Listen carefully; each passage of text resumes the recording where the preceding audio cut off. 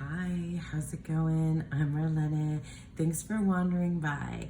Welcome to my month gone by video, and this is kind of part two. I had to split this up. I did a separate video on all the books that I read in the month of October 2024, and that video got so long that I decided to just clip it and then do the deck separately. So if you're interested in hearing all about the books that I read for the month of October, then I'll link that in the description box below so you can check that out. And yeah, otherwise, this is the tarot and oracle deck section of my month gone by. So yeah, why don't we just go ahead and get into it? So in the month of October, I kind of got over my tarot slump, my tarot kind of overwhelm and break. And I really just jumped back in full force into a bunch of different practices. I talked about several different things throughout the month, including all of the decks that I paired with the books that I was reading. So I'm not going to show those because it would be just way too many decks. So go check out those videos if you're interested to see the decks that I paired with books. I'll link that in the description box below, or I'll try to remember to do that. Otherwise, these are going to be the main decks that I work with specific practices, and just the decks that I really enjoyed and got into this month. So as you can see here on on the screen is Owl, and Owl was our animal for Animal Gnosis. My friend Tegan at Cosmic Creepers Tube, and she's Cosmic Creeper I think on Patreon. She has a Patreon where she has lots of offerings, but for me the standout offering is Animal Gnosis. It's probably the most popular of all the things that she offers, although she does offer so much in her Patreon. And also she just came out, by the way, I'm plugging my friend just because I love Tegan so much, and if you don't know Tegan, then you really need to go check her out. But Tegan also came out with volume 2 of her spread book, and she's so good. I love her tarot spreads. I have both volume 1 and volume 2. I'll leave a link where you can go get both of those. Check them out. But anyway, Owl, I didn't do a whole lot with Owl this month. This card comes from the Untamed Animal Spirit Oracle, and the keywords here for Owl are vision and silence. And then this is from a deck created by another really good friend of mine, Andy Taylor, and it's her animal wisdom guides, the Animal Guides Oracle. I forget the name, but I'll definitely put a link to it because it's available now on Make Playing Cards. So this is all of the animals are set up this way. I really love it because it really feels like a spirit guide through for me throughout the month. So Owl will guide you to deep wisdom. So those were my Owl cards. Basically, I just sort of had Owl kind of around me this month, and it just felt more like a presence instead of a deep dive. Each month that I engage with Animal Gnosis, with Tegan's Patreon membership, it's a little bit different flavor every single month for me. And so this month it was just a quiet presence in the background. I knew she was there. And that's how we did Animal Gnosis. So let me get into another one of the practices that I got back into this month. So I also had taken just a little bit of a break from Dawn Michelle's membership practice. I mean, I'm still in the membership, but I just had taken a break from doing the tarot practice of the fellowship. And it's been this entire year of 2024. It's a narrative journey. So a structured kind of tarot readings. It kind of trickles throughout each week. So there's 2 or 3 readings, or 3 actually, 3 readings per week, and a different theme throughout every week for an overarching kind of storyline for the month. So the fellowship I had been doing like really, and her monthly medicine the couple years before, I've been doing kind of just, like religiously. And the last, months before October, I had taken a break from it. It was so bizarre to not have that structured practice. So I just, I was going with the flow. I was trying to follow, what I was feeling, I was just kind of going with my gut instincts. And in October, I was just like, I want to do it. So I got back in and I used these particular decks and the dice. I got back into doing the dice. I was really excited to do it. So these are just these cute little dice that I got. I think I got these at Barnes and Noble, but I love these colors because they're like sunset red, orange, and yellow kind of vibes. And it seemed like fitting, and they've seemed fitting for like several different decks and months for me. It just feels like, my vibe. And so then the main deck that I was using was my Halloween Tarot in a tin. It always comes out in October regardless, but I thought it would be a really good fit for the theme of the month, which is the witches. Oh my gosh, I forget the name. Hang on. So where are you? Yeah, the fellowship was the Witch's Cottage. Yeah, the Witch's Cottage. And so the first week was Wandering the Woods, and the second week was A Witchy Welcome. The third week, A Moment of Reflection. Week 4 was Laying to Rest, and week 5, Tending Release. So that was really cool. And I started out thinking I was going to keep it simple and not like add dice or add an oracle, or there's like options for, because you have in the fellowship, it reads like it's very much inspired by D&D. So it very much like incorporates, different elements, and you can get really big with it, or you can stay really simple with it.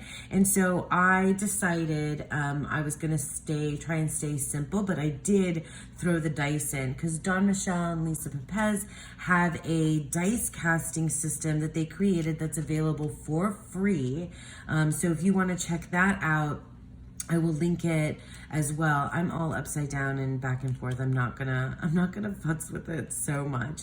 But this felt like perfect for the Witch's Cottage. And it just really worked well together. I remember, it made me remember why there's been like a theme throughout all of the fellowship for me that's been about like some specific things that I'm working through.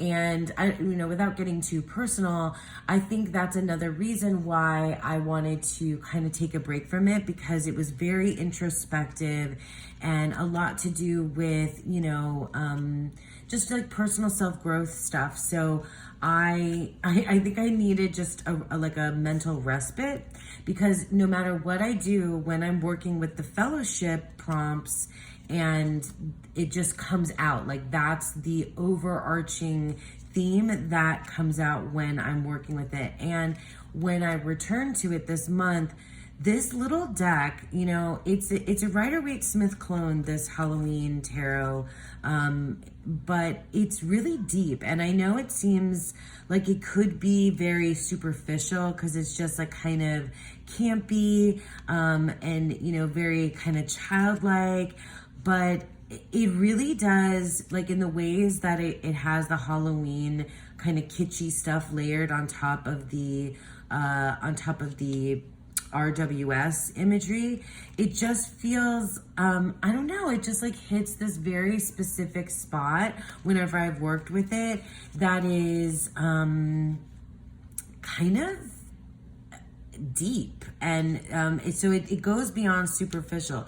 So it can feel like really fun. And I think that's what makes it like kind of easy and approachable when you're doing work that feels a little bit more deep and intense.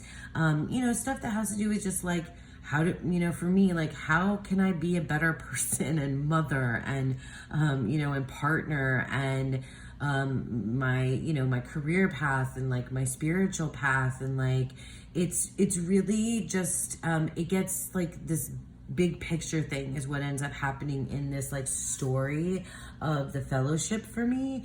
And yeah, because it's like it's you know, I guess it's main character syndrome because I'm definitely the main character in my own story with the fellowship narrative. So anyway, like I was saying, this little Halloween tarot I've used for years now, and I just loved it, and it was a perfect choice to use to get back into the my fellowship, you know, practice. So I also grabbed the Witch's Oracle, which is a deck. I've had this for a little while now, and I've used it with several different kinds of decks.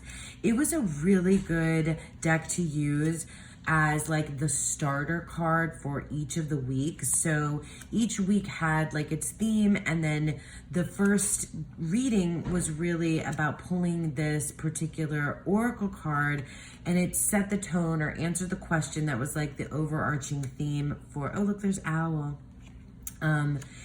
For the month, or for the week, I'm sorry, for the week. And then I pulled more than one card though from, and Broomstick was one of them. That's probably why it's upside down. It got shuffled back in upside down. I pulled more than one card in some of the weeks, but in some of the weeks it was just one card. And this one was another one. That's why it's upside down. So anyway, I really love this deck. Like I said, I didn't say it now, but I've said it before in the past that like, I don't really use the title witch for myself. Not that I have anything against it. It just doesn't feel like right for me, but I like a lot of witchy things. I love ritual. I love coming up with my own ritual. I love like creating things for myself. I don't know. I have a very strong sense of like my own personal gnosis based on like symbolism and metaphor, and my like kind of the way that I engage with energy and spiritual things. At least now these are two of my cards as well. Now I feel like maybe that's a new thing for me to say, that I have a very strong sense of my own personal gnosis. Yeah, because I don't think I started that way. I don't think I would have ever said that when I first started this channel, like almost 3 years ago. So I certainly, yeah, that's kind of cool. But the reason why I'm saying that in connection with this particular deck is because it's the Witch's Oracle. And a lot of these things are very like traditional, I guess, depending on, you know, what tradition you might follow when it comes to witchcraft and magic. But it's very magical for me, and it feels like I'm connecting with that part of myself, those aspects, and the way that I kind of move throughout energy and magic throughout my own practice, which is, I feel like, really, I mean, I don't know how to label it, except that it's like ever evolving. It's very much a fluid, changing, evolving, I said evolving already, thing. But these two decks together were super cute. So they worked really well. And I guess I'll just flip through kind of a few of them so that you can see. And then we'll like, can we put some, maybe we'll put some dice around, because honestly, we'll roll some dice here, some dice here, because they just go together. It just goes together, you know. It feels right. It feels right, kids. It does. Okay, so yeah, so the Halloween Tarot, I mean, I don't know what else to say about these two together, except that they work, you know? They really do. And I did with this little guy, because it was mostly like spreads of like 4 or 5 across, and then we would have the oracle, like, you know, on either end, kind of like bookending. Look at this, the black cat. I love this black cat card. 5 of Ghosts, black cat, psychism. So cool. Yeah, I mean, the colorways work, the theming works, everything works together. The Empress, cloak, camouflage. That's really cool. I like the fox here too.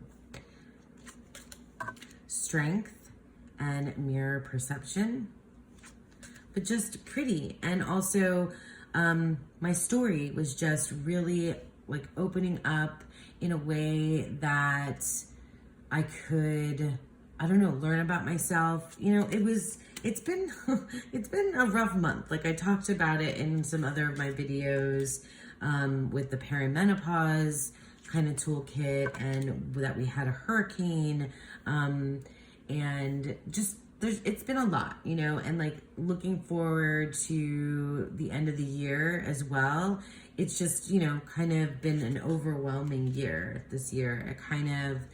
I've been doing lots of things over the last couple of years in terms of like coming to an understanding of myself. And I just, yeah, I don't know. I feel like I'm not explaining this well at all, but I think like what I came to in the summer was like, I came to this like breaking point, or this boiling point. And then I took like this kind of bit of a break, and then I needed really badly to, not really badly, but I reached for, and wanted the things that helped me through. And this kind of like seeing my life and in the form of a narrative with companions and with, you know, these storybook kind of type characters to engage with, it really, yeah, it really like kind of solidified a lot of things that I've been working on. So it was good. It was good for me to get back into it. So yeah, so that's the Halloween tarot and the Witch's Oracle. These are the decks that I use for the practice, the fellowship practice. So another deck that always comes out around this time of year in October is the Seasons of the Witch Samhain Oracle. I know that you guys have probably seen this deck like 100 zillion times, so I don't want to belabor it too much, but I do think that this is one of my favorite decks ever of all time. And I just can't not, you know, talk about it when it's a reflection of October. Oh my God, a reflection of October. That's funny that came out right then. So I have used this deck in so many different ways the last couple of years. A daily draw, and I did pair this deck with one of the books that I read this month. I also, though, used this deck in combination with a practice that Dawn Michelle did on her Instagram called The Descent, The Descent. And so like moving into the darker half of the year and just going into yourself and, you know, being internal and doing shadow work. And I use this for the beginning of that practice. And I just love it. I know that there are people who don't love the little kind of like poems here on the bottom of the deck, or on the bottom of each card. I love them. I like a little poetic riddle, and I think that the guidebooks are of this entire series. I love the spreads, and I didn't do any of these particular spreads this year, but normally I do.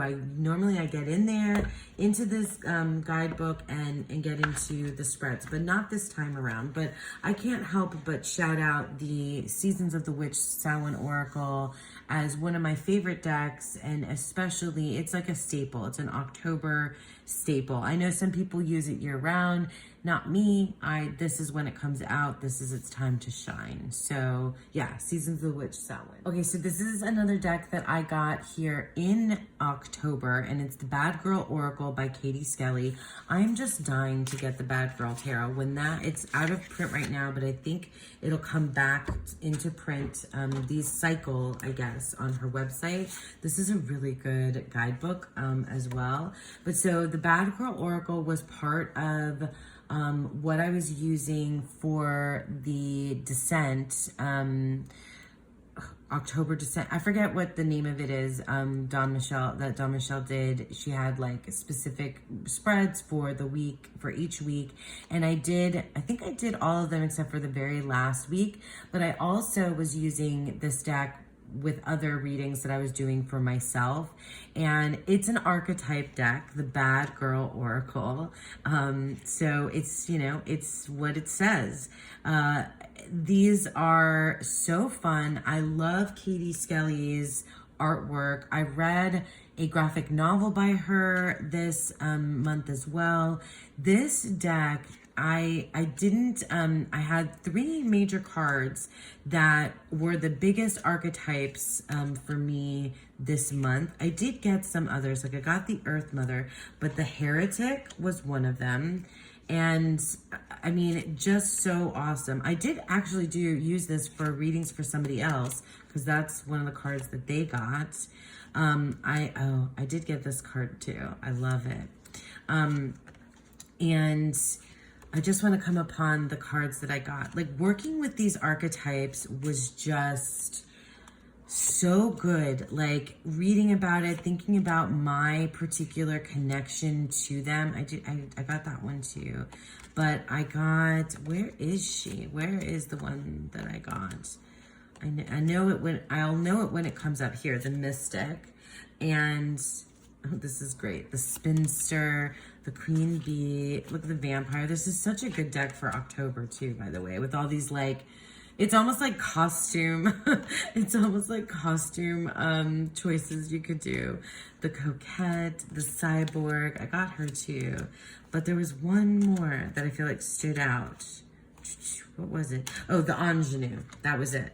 And the Outlaw. So those 4 were some of the ones that really, well, especially these, actually, not the Ingenue as much as these.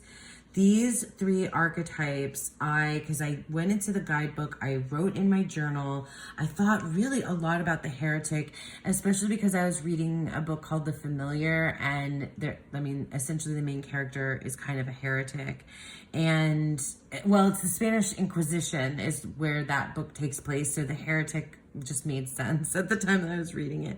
And also just like the person that goes against the grain, it felt very like Handmaid's Tale sort of vibes, and like thinking about myself in connection with this. And then like the Outlaw, kind of piggybacking off of that Heretic and thinking about the Outlaw as like, like this criminal, this just really bad girl, like choosing to go against the grain kind of unlawfully in this way. I mean, it was really, really good for me to like experience like and engage with these archetypes. And then the Mystic, I really loved that this came up for me as well, because funny story, when I was in college, like one of those like icebreaker things that we did in our dorm was, we sat in a circle and then you had to do an alliteration of your name. And a lot of my friends, their alliterated names stuck as nicknames for them for literally the rest of our college, days. But mine didn't. And I picked Marlena Mystic, which is really funny because at the time, I really had no like sense of really what a mystic is, and I just thought it was funny because I was in working with these archetypes, I was kind of connecting with my young adult self. So like my teenage self and my young adult self. And in doing that, I started working with, it paired it with the Outgrow Yourself Tarot and Oracle. Oops, I dropped this. Couple cards, but this is an indie deck. Both of these are indie decks. I always leave links in the description box below if you'd like to know where to find them. Outgrow Yourself is a Thoth-inspired tarot and oracle. And I know some folks only use this deck as an oracle, straight up oracle. Some folks do both. I can't help myself because I love the Thoth tarot. So it was a learning tool for me with the Thoth. And I read it I have a hard time just ignoring the tarot part of it. And so I put these two decks together and it was incredibly magical. Just incredibly magical. Let me see if I can kind of get them to, well, I think you've seen all of these, but I just want to show you how they look, you know, side by side really quickly. Okay. Because they're great, just absolutely great. And I feel like these girls definitely want to talk to this girl, and because this is the character is the same one throughout the entire Outgrow Yourself Oracle. And it just, I don't know, I've shown these a few times, I think already this month. So if you're bored of seeing them, sorry, but like, I like the part of me that, you know, needs to be okay with having made mistakes, the part of me that needs to not be perfect, the part of me that wants to kind of discover like the other like bits of myself that kind of can be embodied in these different archetypes.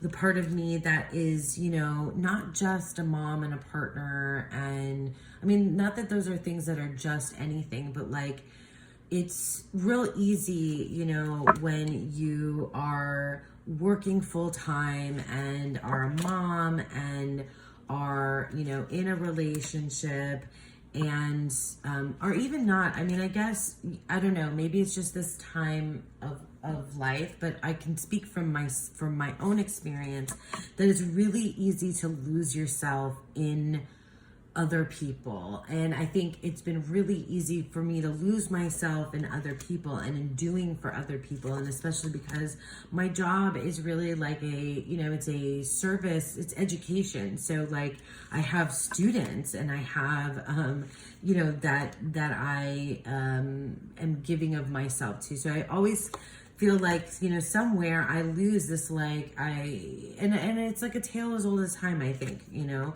that you kind of lose your own individuality and what your kind of, you know, your own, what you desire and what you want. And like it, for me, like a big part of what I've been doing over the last couple of years is like reintroducing myself to figure out the things that I really desire and want, you know, when I've been sort of just going and doing, just, you know, every day for the last however long, you know. So anyway, that's what like the descent has been like, that internalized study that I've been doing has really kind of helped me kind of connect with old parts of myself that are still there, that are still parts of me. So yeah, the mastermind, and that's the Fool card. That's amazing. So yeah, that's the Bad Girl Oracle and the Outgrow Yourself Tarot and Oracle. So another deck that I really used quite a bit this month is the Unicorn's Journey Tarot, and this is the official version. I have a prototype as well, but like I just totally like just needed this deck, and I often was using it at bedtime. And I just did, like literally just made a video where I was talking about using and did a reading with this deck, and how it was in my perimenopause tarot toolkit, how I was using this deck specifically in like just as a guide, as a real guide, like to help me with like, I don't know what to do, so help me with what to do when I'm just like was beside myself, like overcome with just emotion and like kind of stuck and uncertain and sad, or, you know, overwhelmed, or any of those things. The Unicorn's Journey Tarot is by our own wonderful Lisa Pepez, and it's a narrative tarot journey with Mystic, the unicorn. Mystic has a story that is, you know, each The majors, like the Fool's Journey, Mystic's Journey through the majors, is its own story. Each of the suits has like some further adventures and story with Mystic, and you can kind of read the whole thing as like a longer kind of narrative. And Lisa knew absolutely what she was doing with creating a deck that speaks to self-worth and helps you kind of know who you are and discover who you are and be okay with and feel valuable for being yourself. And yeah, it reminds me of the kind of things that I think, oh my gosh, sorry for the siren sounds if you can hear them in the background, for the kind of like messages that I think that I grew up around with, like, you know, like just empowering kind of messages of you are special, like you are special for who you are, you know, that kind of thing. And it's really easy to lose that in adulthood. And so it was just a joy and very, very comforting to work with the this is my birth card, and this is my favorite card in this entire deck as well. So it was just a joy and a very, very comforting thing to work with the Unicorn's Journey Tarot throughout this month. It hit just such a sweet spot, and I'm sure I'll use it in different ways as I grow with it, or it grows with me. But I definitely loved doing the using her guidebook and reading the energy obstacle advice, using the upright meaning from the guidebook, the reversed meaning for the obstacle, and then the self-worth message that comes in the guidebook for the advice bit. And if you're more curious about that, go watch my video on the perimenopause tarot toolkit and the reading that I did at the end. So yeah, that's the Unicorn's Journey Tarot by our own Lisa Pepez. Okay, and so finally, the main deck that I worked with pretty much every day through the entire, maybe not every day, but a lot through the month of October, is the Ghostbusters Tarot deck and guidebook, and this is by Insight Editions. I did an entire walkthrough of this deck, so if you're curious about all of my thoughts about the production of the deck and how close it aligns to the movie or movies, then go check that out. Here, I'm just gonna flip through and talk about how I used it this month. I edged it in green and purple, and this was just a super fun deck. I literally used it for every kind of thing all month long.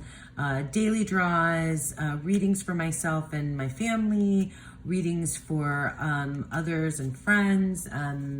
Just, I did spreads from the guidebook, you name it. It was just like my, like my tried and true kind of like workhorse for the month of October, and it worked beautifully for me that way.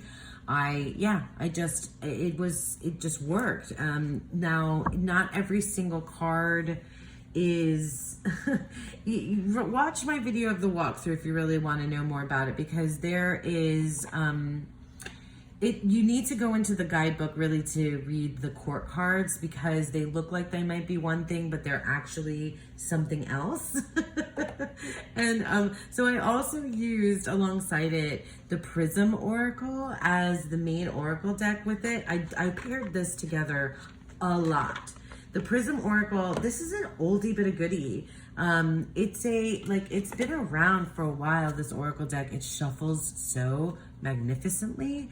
It's glossy. It has, it just has this like little, kind of, I don't know what you call that. Like, it's very minimalistic, a drawing or graphic design. And then one like keyword of a feeling, or a lot of them are feelings, but sometimes they get into things a little bit like more broad than that, more like conceptual, I should say. But the colors really work well too. And it just, these different, this kind of like across the board color palette worked really well next to the the Ghostbusters Tarot, you know, like I'll flip through so that you can see. They just wanted to be friends all month long. And I often used it for like me and my husband and my daughter. We each got 1 and 1. So like I keep saying that I'm gonna make a video about a 2-card pull because I really do love a 2-card tarot pull. But anyway, that's what I did a lot. And if you follow me on Instagram, it's at Merlina Teresa Tarot. You'll see that a lot of what I do is just 2 cards. I like to just pull 2 cards and hold them up and look at them like that. That's what I do. I always end up doing things upside down. But yeah, you see how like, oh my gosh, the 10 of streams, so that would be the swords. The streams are swords, right?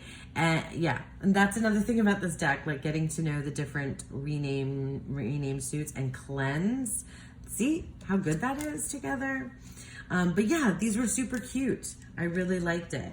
I also did, here, I'll grab the other half of the deck. I also used a different oracle with the Ghostbusters Tarot, which is, where are you? Oh, okay, gosh, I have such a weird pile next to me. Oh, and it fell, sorry. Okay, oh my goodness. So, as you can see, the Sacred Symbols Oracle deck, sorry if that was loud, is another deck that I used with the Ghostbusters Tarot. I really like this deck. I've been meaning to get it for a long time. It was an indie deck and it went mass market. It's a really great shuffle. It's matte, and it kind of has that same sort of like, you know, vibe where it has all these like different colors, and you can take color into account, but it has like very just, you know, simplistic symbols, you know, and some of them are symbols that you may recognize. Other things are like you might need to go into the guidebook to take a look at. I love that card. That card came up for me too. And yeah, some of them you may know, like, you know, the Divine Feminine. I don't know, I don't recognize this as a symbol for home at all. So I would go into the guidebook. It has a little bit of a write-up, you know, but I like it. I like how it worked colorway. I like how it worked just as these like symbols for everyday kind of readings. And I used this with, I think, both of the times that I did the spreads from the guidebook from the Ghostbusters Tarot. I used, look, 8 of Wands, lucky. I used this one, and it was good because putting, you know, a symbol like this, because I think one of them was like the containment unit. So this was like what was within the containment unit, and that was really good. Yeah, I thought it just worked, you know. These counterbalanced each other really well. And it was fun. I mean, the thing for me, the overall, like there were some, you know, there were some more deeper kind of, not necessarily like fun readings this month, but using the Ghostbusters Tarot really just made, look, I mean, would you look at that? That's Slimer, right? It just made it more fun for me, very nostalgic. Yeah, and emotional, and I liked it. I really did enjoy it. So yeah, so I used for the month of October, the Ghostbusters Tarot, that's the backs, the Sacred Symbols Oracle, and also, where is she? I just had her. Yeah, the Prism. The Prism Oracle. Okay, so that's it, you guys. That is the, I mean, not all the decks, but those are most of the decks that I used frequently this month of October 2024. I hope that you enjoyed that. And yeah, I hope that you all had a beautiful, wonderful October and that you have a beautiful, wonderful day. Bye.